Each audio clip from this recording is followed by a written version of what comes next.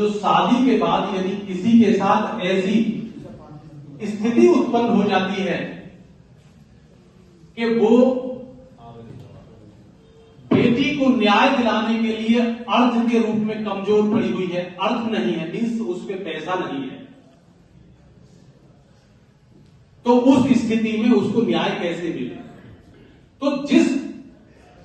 जिला विधिक सेवा प्राधिकरण के तत्वाधान में एक कार्यक्रम आहूत किया जा रहा है, उसी जिला विधिक सेवा प्राधिकरण में ऑनरेबल अतिरिक्त जिला जज साहब के रूप में जो यहाँ शहजाद अली साहब है, इस समय वर्तमान में हमारे यहाँ जो सचिव है, उनके कार्यालय में एक प्रार्थना पत्र प्रस्तुत करें बिना किसी टिकट के। मैक्सिमम स्थितियों में 1.5 रुपए का टिकट अदालत में लगता है, लेकिन उसमें कोई टिकट नहीं लगाना। उसमें सेवा में श्रीमान जैसे एक प्रधानाचार्य को लिखते हैं पत्र, ऐसा ही अपना प्रार्थना पत्र लिखें और बताएं कि मेरी आर्थिक स्थिति कमजोर है और ये मेरा मैट्रिमोनियल वाद है जिसकी मुझे न्याय वास्ते मुझे अधिवक्ता की आवश्यकता है। तो वहां फ्री ऑफ कॉस्ट निःशुल्क आपको उस पैनल का अधिवक्ता, जो विद्वान अधिवक्ता होंगे, आपको निःशुल्क मुहैया कराया जाएगा। कोई आपका पैसा, कोई खर्चा नहीं होगा। आपको मालूम है इस चीजों का?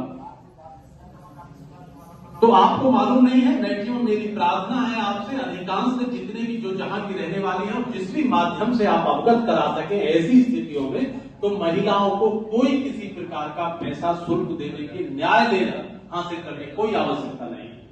वो डीएलएसए में एक प्रार्थना पत्र दे और सीधे वहां से अधिवक्ता प्राप्त करें। कुछ मामलों में ऐसा है जिनके मामले वर्तमान में न्यायालय में चल रहे हैं, दोनों पक्षों के माध्यम से अधिवक्ताएं उपस्थित हैं और उनको यदि किसी वजह से ऐसा लगता है कि दोनों पक्षों में समझौते की स्थिति उत्पन्न हो रही है, तो कहीं हद तक, क्योंकि मैं भी उसी पेशे से रखता हूं, बिलोंग करता हूं मैं भी, तो अधिवक्ता यदि किसी वजह से किसी भी पक्षकार का नहीं चाहता कि वो सॉल्यूशन हो जाए और पक्षकार यदि चाहते हैं कि सॉल्यूशन हो रहा है, हो जाए, तो वो संबंधित अदालत में जिसमें वाद चल रहा है, वो चाहे मैट्रिमोनियल वाद हो, चाहे हमारा सिविल संपत्ति डिस्प्यूट जो भी चल रहे हैं सिविल के,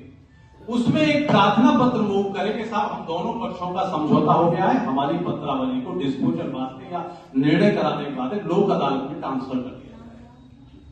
साधारण प्रार्थना पत्र मुहैया कराया जाएगा,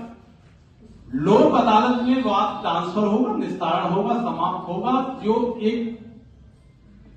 न्याय शुल्क भी के रूप में जो बड़ी धनराशि हम खजाने में दाखिल कर चुके हैं, जमा कर चुके हैं कोर्ट फीस के रूप में, इसमें एक सबसे बड़ी सुविधाजनक बात यह है कि वो भी कोर्ट फीस हमको वापस मिल जाएगी और इसके द्वारा जो लोक अदालत द्वारा जो प्रतिपादित निर्णय होगा, इसकी कोई भी अपील नहीं होती है। ये मुख्य बात है। कहीं कोई अपील नहीं, कोई रिवीजन नहीं, आपका जो निर्णय होगा वो बिल्कुल फुल एंड फाइनल होगा। तो आपको दो बात अवगत हुई। पहला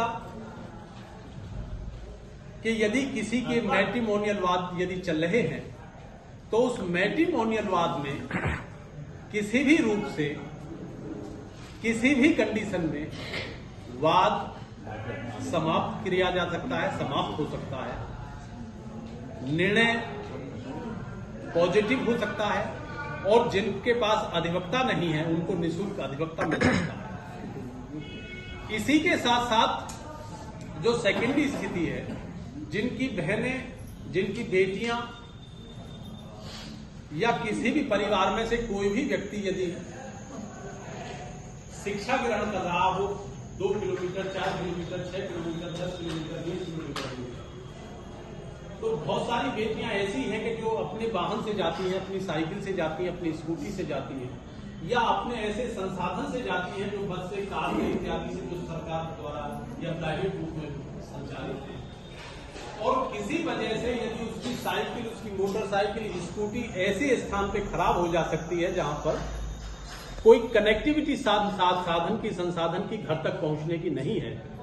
तो सरकार द्वारा एक ऐसी योजना क्रियान्वित की हुई है जिसके विषय में हमको अवगत होना चाहिए और हमारे द्वारा